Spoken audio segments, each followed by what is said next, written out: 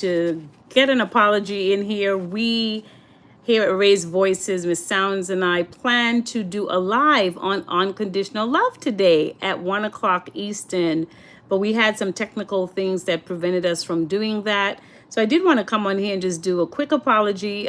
We're people of our word and we do show up, but some things happened today to prevent us from doing that.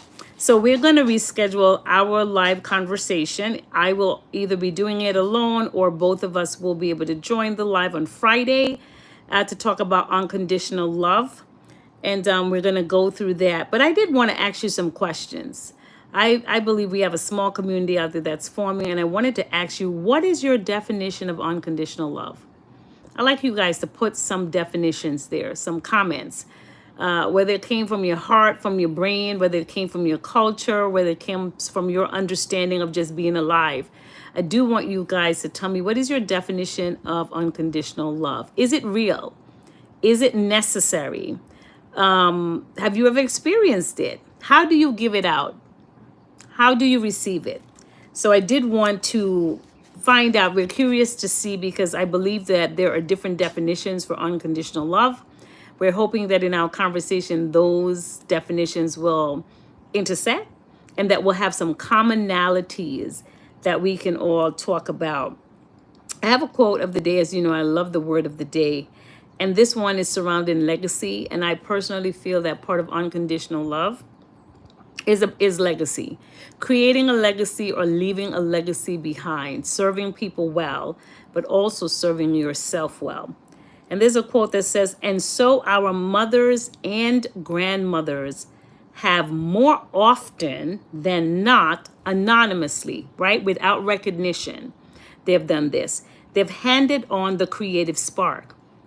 So a lot of what is in you was handed down, be it good, positive, negative, whatever. It's been handed down. It's not always the best things that have been handed down, but nonetheless, some of these things that show up that puzzle us or that seem to be the most constant in our life are handed down. It says, so they handed on the creative spark, right? The seed of the flower, they themselves never hope to see. So a lot of things that are handed down to us were dreams. Some misspent dreams, some dreams that were bigger than the actual person who had the dream.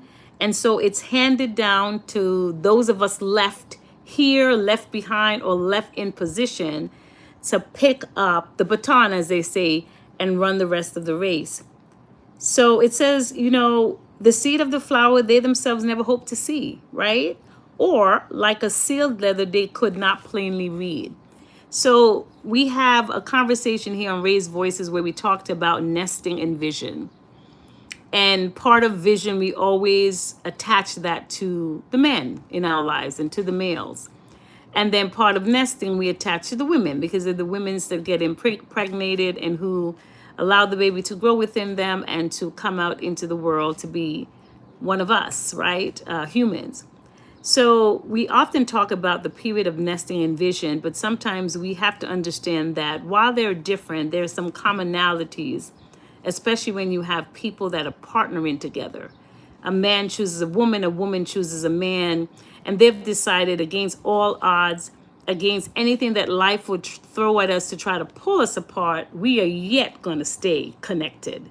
So when you look at that, in the nesting and the vision, within there are the perfect soil that you can find to grow legacy, to discuss legacy, to formulate what is the legacy going to be.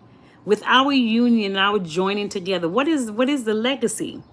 Now, in the investigation of us creating legacy within those type of wholesome relationships, it can be siblings who are extremely close. It can be a mother and daughter relationship, father and son, where we say that we are going to be people of vision. We're going to build up our family. We're going to build up ourselves, and we want to leave legacy behind. Part of your investigation needs to look back at your people. What do I mean by that? Grandmothers, grandfathers, uncles, aunts, whoever they are. Look back at those people and what they did and who they were. Did they excite you? Did they inspire you? Did they empower you? Did they support you? Did they just speak into your life? Because it's important for us to know. Did they? If they have done all of these things for you, then that's part of dreaming and then creating the blueprint for legacy. So I really just want to give a shout out to the grandparents who are still raising their grandchildren or great grandchildren. There is difficulty and yet joy in going backwards when you were the one who started the circle. And it's not going backwards in a negative sense, but I am saying about the responsibility of rearing up yet again another subset or another attachment or another thread of life, right? That's connected to the legacy that you started. So I just wanted to salute the grandmother, the great grandmother, the foster moms. Oh my goodness, my hat off to you guys. There is a legacy you're creating where you're caring and loving for our community, and you're loving for those who do not have the opportunity to maybe have consistency or permanency among their blood, that you are standing in the threshold. You are standing in mediation between their destiny and their failure. That's how I see foster mom. And so I just wanted to honor this word legacy. And I wanted to say that for us here at Raise Voices, especially me, I see legacy as a part of unconditional love. I know we often discuss it with affection, someone being affectionate or not being affectionate, that's the only way to see unconditional love. Someone who doesn't yell or scream, or someone who doesn't have massive discipline. And we say, oh, they're unconditional because they're soft, they're gentle, they're quiet, they're calm. Their tone is always just right. And we think that is one of the only way to show unconditional love. But I am here to challenge you to consider that unconditional love can be that you are the person who is head of household. You are the producer. You are the person that supports and holds down the family and make sure they have a home to come home to make sure they have food to eat. So you can be that person that is the legacy creator, that is the one showing unconditional love by the work that you do for those you love. So I just want you to continue to really reconsider the definition of unconditional love. See if you can find it attached to this word called legacy. And then comment, what is unconditional love to you? Have you ever had the opportunity to secure or cement it?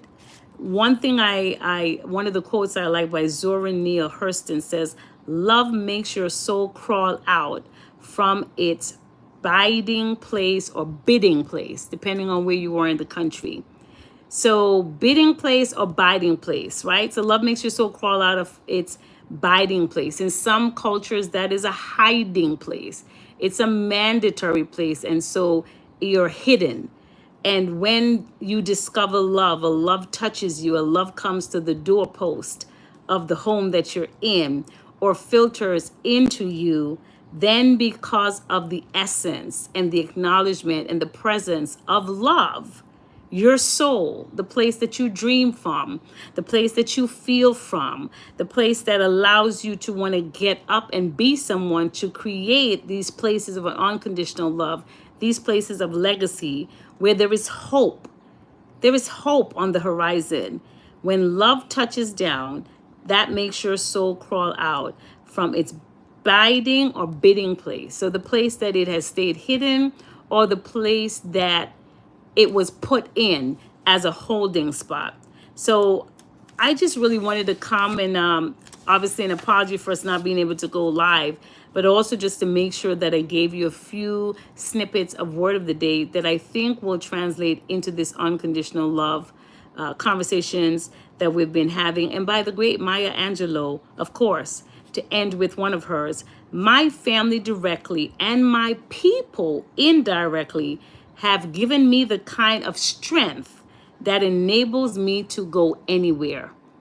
Boy, that's a big one for unconditional love. Gotta love the family. Gotta try to love the family. Gotta try to have unconditional love in the family, with the family, for the family.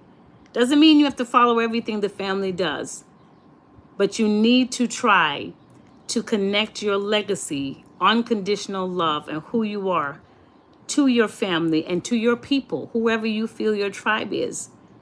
And to understand that within these connections and these attachments, you can find the kind of strength that empowers you, that inspires you, that motivates you, that moves you to go anywhere and be all that you can be. I hope this has helped someone. We love you here at Raise Voices. You know, we deal with personal development. We try to bring it from several different angles. We want people to rise up because they can. We need you in the world. Yes, we do. So keep hope alive. Keep working on you, and then show up and join the conversation. Only positivity here. We want to be able to just have really great conversation with the unsung heroes of the world. And guess what? That means you are one of the unsung heroes. So I pray that you guys have an amazing day. Looking forward to talking with you always, and hope you have an amazing, amazing rest of your day, because only you can. And we appreciate you so much. Have a great, great, great rest of your day. And we hope to talk to you soon. Have a good one.